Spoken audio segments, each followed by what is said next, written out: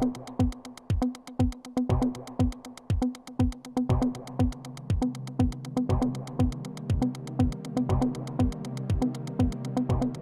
work I'm presenting here at Schermo dell'arte is a feature film, Island of the Hungry Ghosts.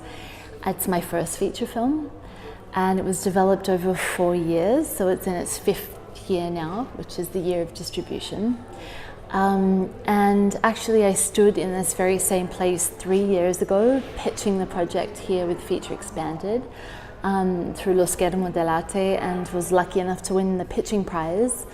But it was a huge turning point in the project.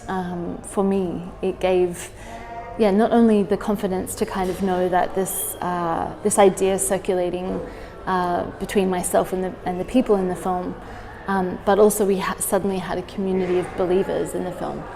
So it was a really kind of standout moment.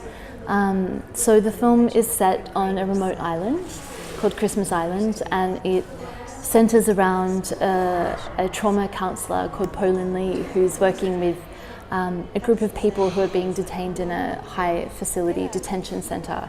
But the film itself weaves different storylines from life on the island, both in the natural world and the human world.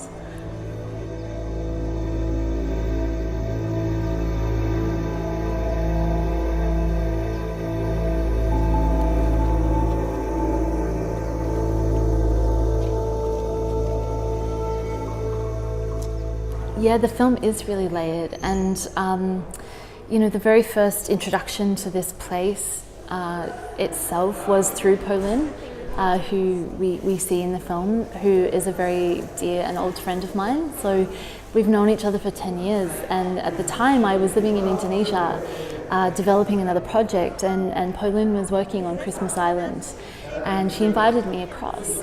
But at the time, things were getting so hard in her line of work that the idea really was that we were there to enjoy the place. And Christmas Island has these two faces, and one of those faces is very utopic. It's a paradise island. It's very untouched. It has the beautiful blue water, and we went diving, and we really had that kind of, that tourist experience.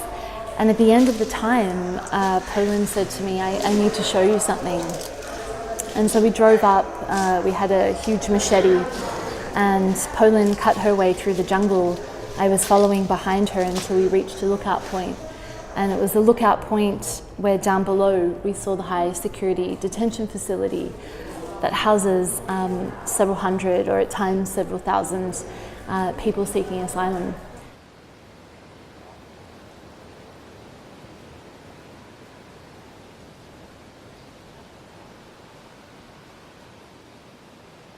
It's interesting because the word access, I've been thinking a lot about this lately, because there's a lot of questions, especially in the documentary world, of how you gain access, and it feels like such a mechanical and cold word, it's like walking through a door.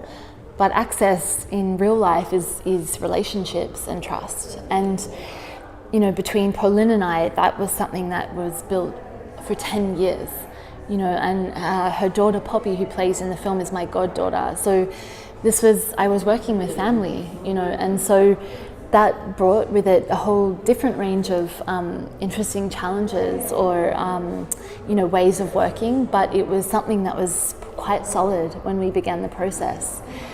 So, and that also applied to the rest of the people in the film. It was made over 4 years, and in that time I was on Christmas Island for months at a time, and that was not to gain access, but to build relationships and to get a sense of who wanted to take part in a project like this, and to get a sense of the different worlds that existed on Christmas Island, and to get a much more rich understanding.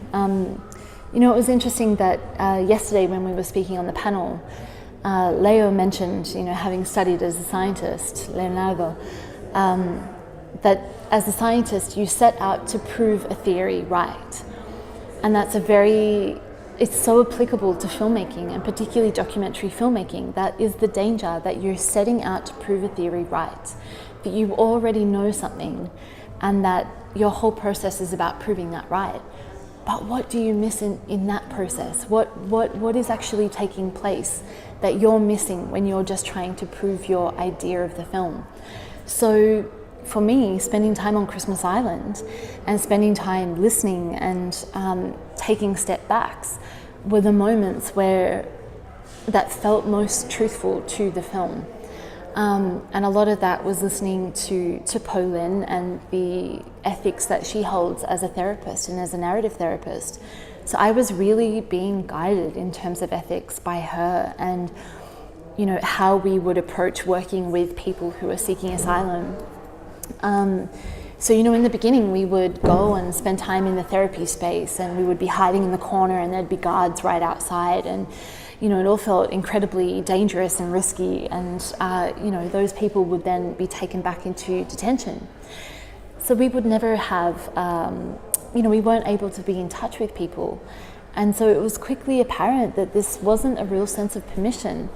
People's situations would be ever changing, and because their emails were being monitored at the time, we weren't able to actually stay in touch and see, okay, is this going to be risky for you? In 2 years' time, where will you be? So we took an experiment, and we worked with people that had just left Christmas Island and were on the mainland of Australia, and we rebuilt a therapy space, and that's where we filmed the therapy sessions. And here it was really clear from Pauline that therapy number 1 and filming number 2. So I think it's a really interesting discussion, this idea of how the film is structured and how it looks, and it's very, it could almost look like a fiction, and I was using a lot of hybrid elements. But in this therapy space, even though the room itself was constructed, there was absolutely no other involvement from myself or the film team. So they're really, these were very kind of raw and really unaffected moments.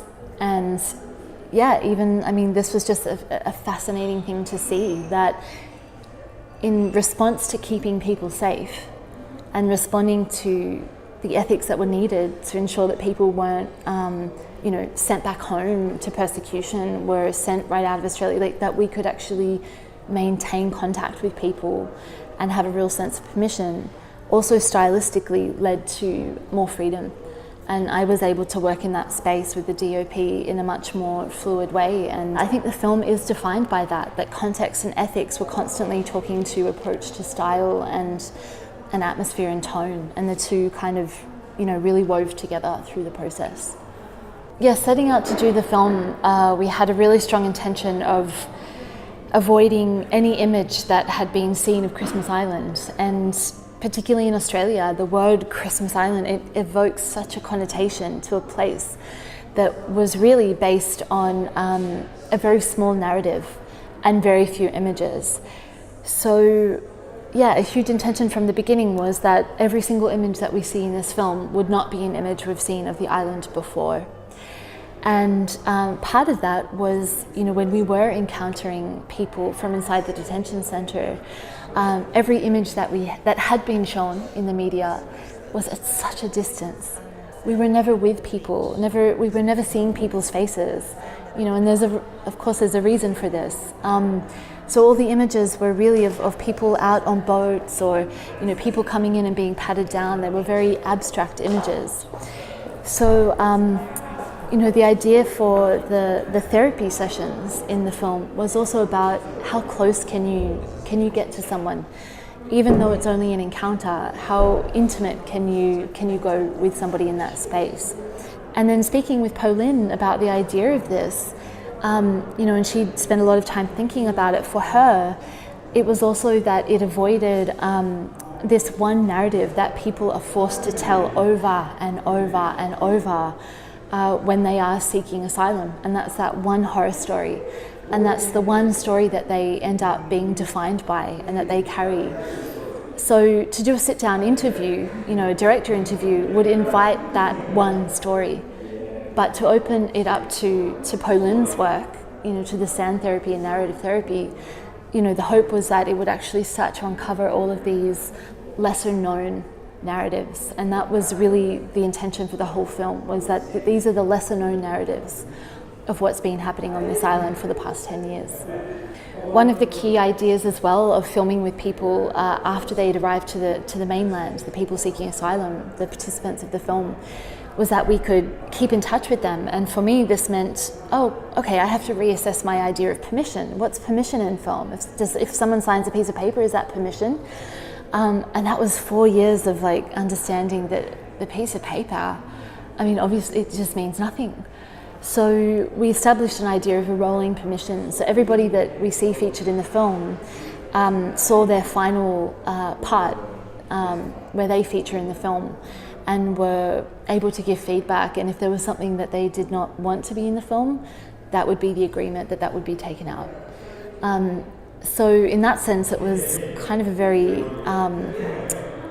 democratic process.